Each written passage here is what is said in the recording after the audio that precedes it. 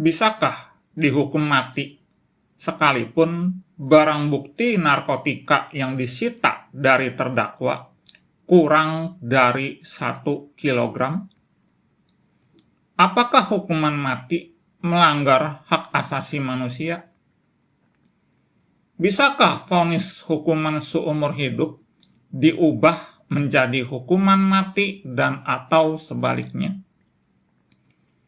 Telah terdapat preseden yang menjadi best practice pengadilan, yakni putusan Mahkamah Agung Republik Indonesia pada tahun 2016, berisi pertimbangan hukum serta amar putusan yang menarik untuk disimak, dengan kutipan sebagai berikut. Menimbang bahwa terhadap alasan-alasan kasasi tersebut, Mahkamah Agung berpendapat sebagai berikut. Bahwa alasan kasasi jaksa penuntut umum dapat dibenarkan. Judex Facti Pengadilan Tinggi salah menerapkan hukum dalam hal memperbaiki putusan Judex Facti Pengadilan Negeri dengan mengurangi hukuman terdakwa dari pidana mati menjadi pidana seumur hidup. Bahwa sangat keliru Judex Facti atau Pengadilan Tinggi menyatakan bahwa pidana mati bertentangan dengan Undang-Undang Dasar 45. Karena dalam pasal 1 ayat 3 Undang-Undang Dasar 1945 mengatakan Indonesia adalah negara hukum.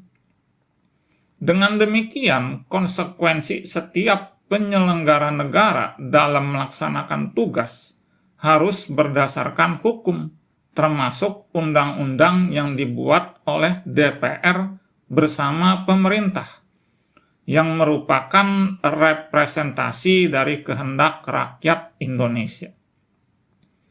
Undang-Undang tentang Narkotika Nomor 35 tahun 2009 yang mengatur tentang hukuman mati merupakan upaya untuk memberantas narkotika yang semakin menjamur di Indonesia, mengancam keselamatan bangsa dan negara. Bahwa Judex Facti Pengadilan Tinggi terlihat hanya mempertimbangkan kepentingan terdakwa semata, tidak mempertimbangkan akibat dari perbuatan terdakwa, mengorbankan masyarakat Indonesia yang menurut penelitian BNN tahun 2015, pengguna narkotika telah mencapai 5.100.000 orang di Indonesia dan setiap hari lebih 60 orang meninggal dunia.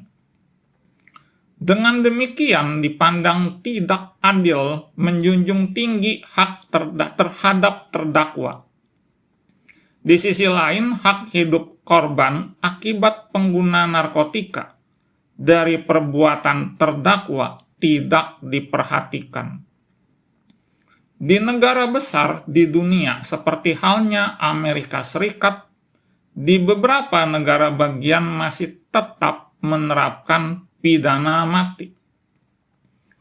Bahwa alasan Judex Facti Pengadilan Tinggi mengurangi hukuman terdakwa pada pokoknya adalah penjatuhan pidana mati harus dipertimbangkan secara seksama dan teliti karena berkaitan dengan nyawa seseorang. Selain itu, barang bukti yang menjadi pertimbangan berat ringannya pidana dalam perkara Akwo jumlahnya hanya sebanyak 350 gram. Jumlahnya jauh dari barang bukti pelaku tindak pidana narkotika yang telah menjalani eksekusi. Bahwa alasan pertimbangan Judex Facti Pengadilan Tinggi tersebut tidak beralasan, sebab tidak mempertimbangkan secara lebih mendalam makna ketentuan pasal 8 Undang-Undang Kekuasaan Kehakiman, Jungto pasal 197 KUHP.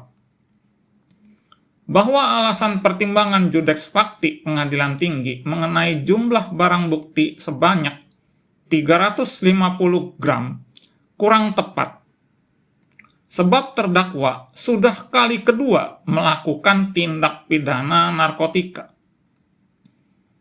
Pada perkara yang pertama, terdakwa ditangkap dan dipersalahkan melakukan tindak pidana narkotika dengan barang bukti 3 kilogram heroin. Bahwa terdakwa yang sedang menjalani pidana penjara selama 20 tahun atas perkara yang pertama, ternyata sifat jahat terdakwa belum kembali normal.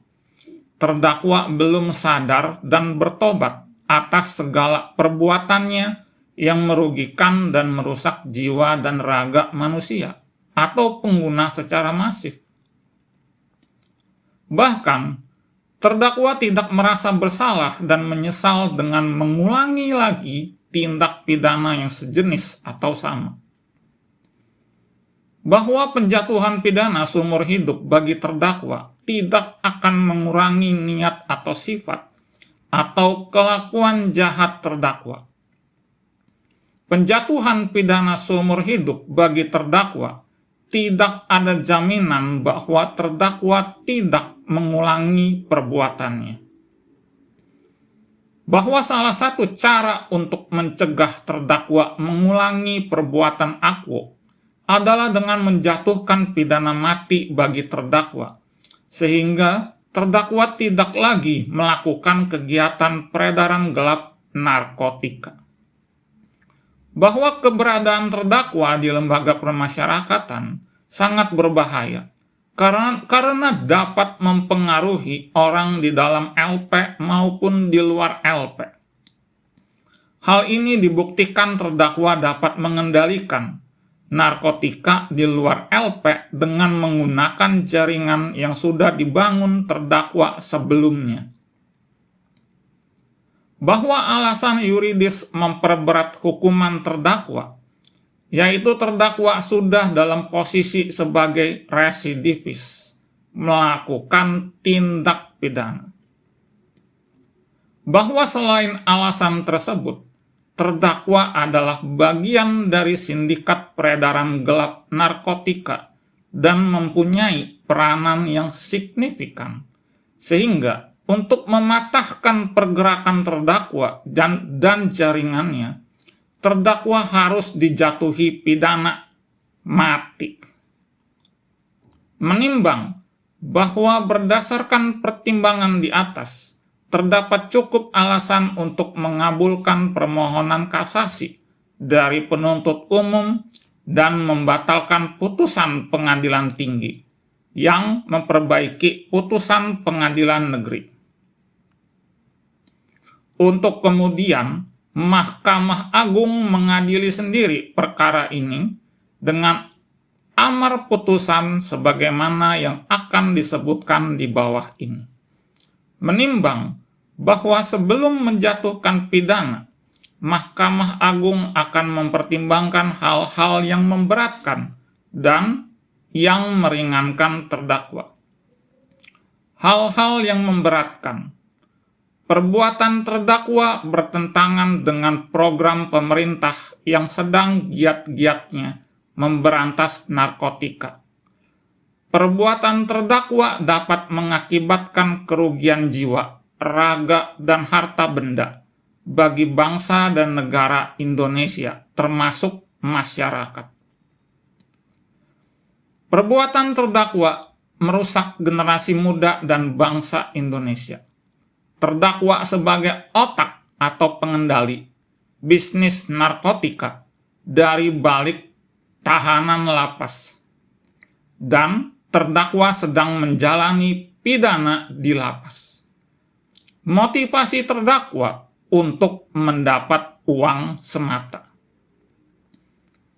Hal-hal yang meringankan: nihil, mengadili, mengabulkan permohonan kasasi dari pemohon kasasi jaksa penuntut umum, membatalkan putusan pengadilan tinggi yang memperbaiki putusan pengadilan negeri, mengadili sendiri. 1. Menyatakan terdakwa telah terbukti secara sah dan meyakinkan bersalah melakukan tindak pidana tanpa hak atau melawan hukum, melakukan permufakatan jahat, menjadi perantara dalam jual beli narkotika golongan 1 dalam bentuk bukan tanaman beratnya melebihi 5 gram. 2. Menjatuhkan pidana terhadap terdakwa.